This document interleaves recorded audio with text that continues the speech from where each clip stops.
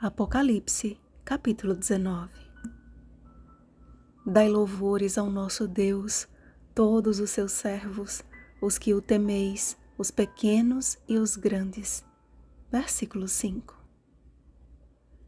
Antes da sua morte, Moisés proferiu um cântico especial contido no capítulo 32 do livro de Deuteronômio, conhecido como o Cântico de Moisés. E o final do cântico é justamente o que diz a grande voz de numerosa multidão no início do capítulo de hoje. É um brado de vitória. Não mais a vitória apenas sobre os inimigos desta terra, mas a vitória final contra Satanás, o grande adversário. Também encontramos outros ecos do Antigo Testamento. Isaías 34:10 no versículo 3 e 63:3 no versículo 15. Salmo 115:13 no versículo 5 e 2:9 no versículo 15. Ezequiel 1:24 no versículo 6 e 1:1 no versículo 11 e 39:4 do 17 ao 20 no versículo 18. Daniel 10:6 no versículo 12 e Joel 3:13 no versículo 15. Uma verdadeira junção de antigas profecias que, além de terem sido aplicadas ao antigo Israel, hoje apontam para a vitória de todo o Israel de Deus, Gálatas capítulo 6, versículo 16, através da vitória do Rei dos Reis e Senhor dos Senhores. Estas palavras em forma de louvor também apontam para as palavras de Jesus quando proferiu a parábola das 10 virgens, quando seu retorno à terra é comparado a uma cerimônia de casamento, as bodas do Cordeiro. O noivo é Cristo. As virgens representam a igreja dividida entre o joio, nécias, e o trigo, prudentes.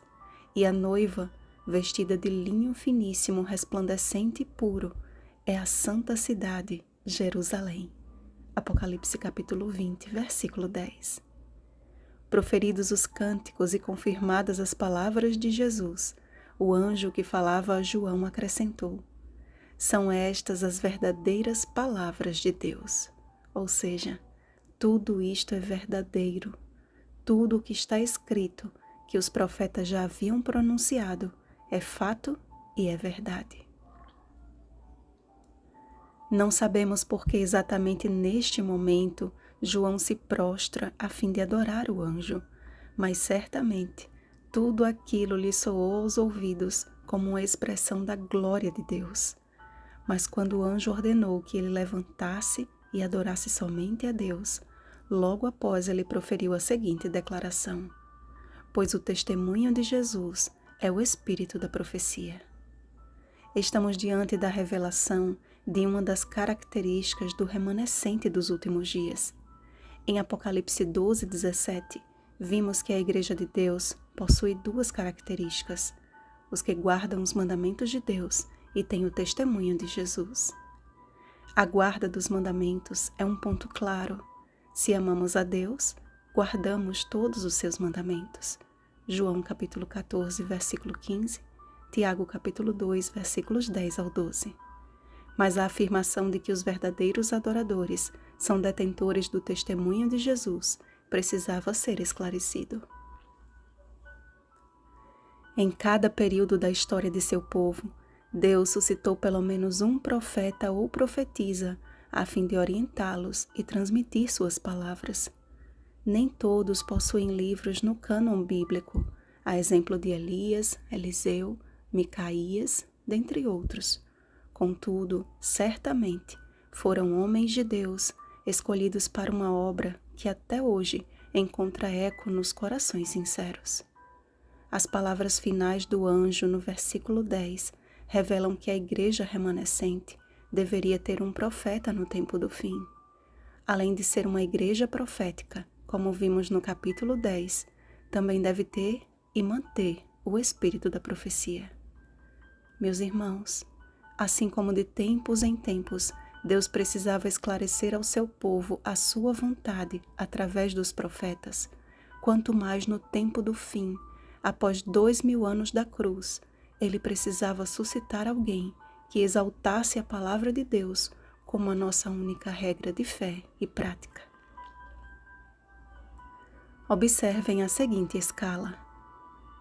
Primeiro, em Gênesis 15, do 13 ao 14, Deus declarou a Abraão um período de 400 anos de cativeiro para o povo de Deus, até que viesse um libertador.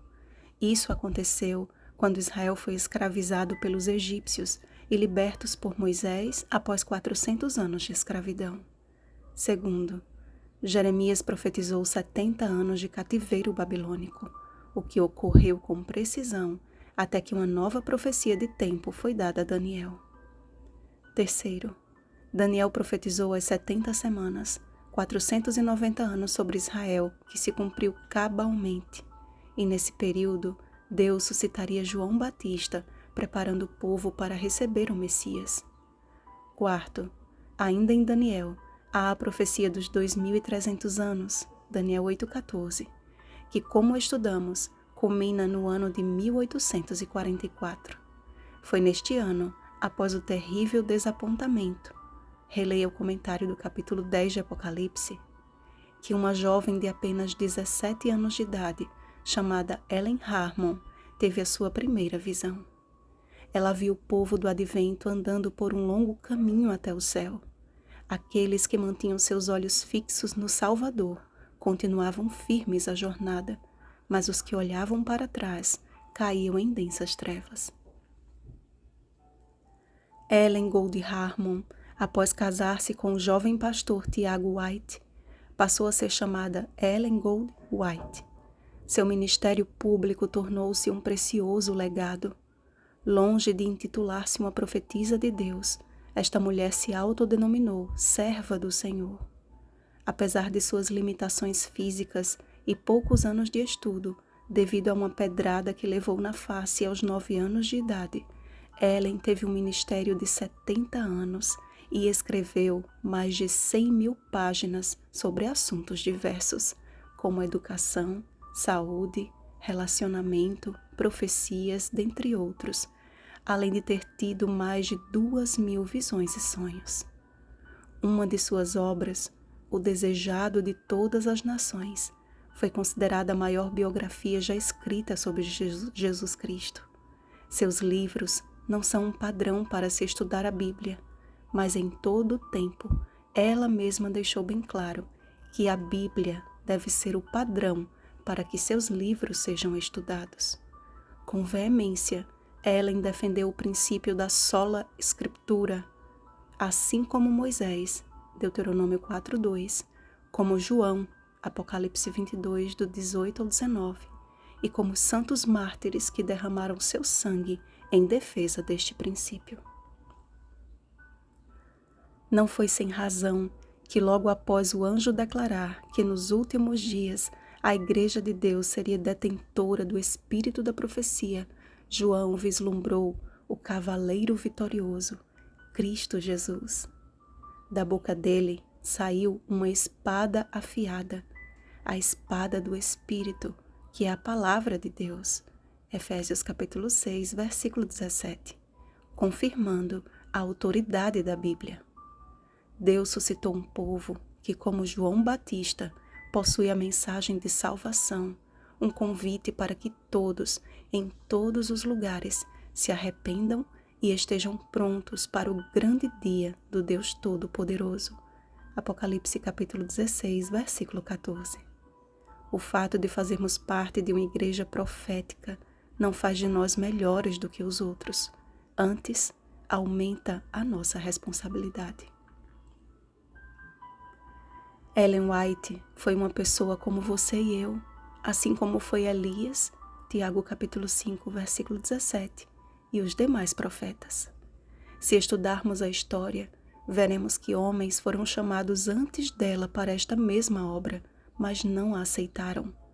Daquela frágil mulher, Deus suscitou forças, não porque ela fosse melhor do que ninguém, mas porque o seu coração se curvou diante da vontade de Deus.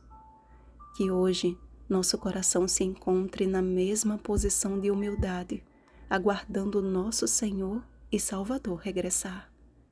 Porque o mesmo Deus que habita no alto e santo lugar também habita com o contrito e abatido de espírito. Isaías capítulo 57, versículo 15. Vigiemos e oremos. Bom dia, povo da profecia. Rosana Garcia Barros.